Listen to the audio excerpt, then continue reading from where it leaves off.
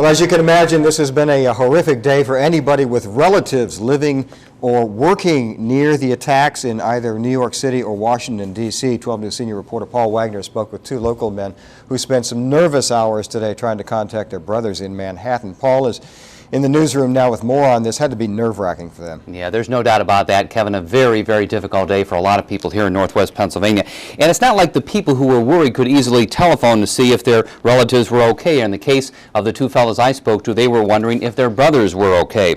Telephone service and even email was out much of the day, so it took call after call before they finally found out their brothers made it out alive. The flag flew at half-staff at Mercyhurst College. The terrorist attack hit very close to home. Longtime Mercyhurst College hockey coach Rick Gotkin saw the awful pictures on television. He knew his 48-year-old brother Paul works in an office building adjacent to the World Trade Center. It's an awful feeling, and I just didn't know what to do. Gotkin kept watching the television coverage and kept calling for his brother. Finally, he heard from his mother that Paul had narrowly escaped the disaster. He had told my mom that he was actually just gotten out of the World Trade Center, gone onto the subway to take a train to Midtown Manhattan, and felt the subway kind of shake and heard a noise and the lights flickered, but the train went on.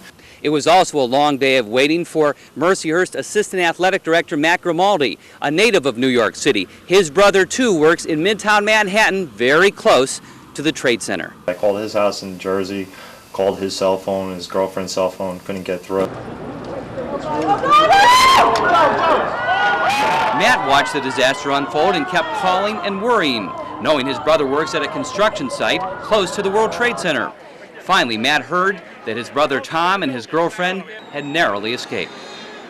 He was there, but he was not as involved as she was. I mean, she came out of the subway and she worked right there and specifically saw everything taking place after the second, plane crashed. She saw the plane hit the tower. Yeah.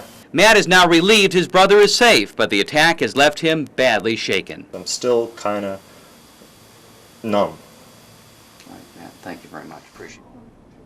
And that numbness that he talked about, clearly a very common reaction to today's tragic events, especially for Erie residents with loved ones touched by the terrorist disaster attacks. Live in the newsroom, I'm Paul Wagner, 12 News, with coverage you can count on.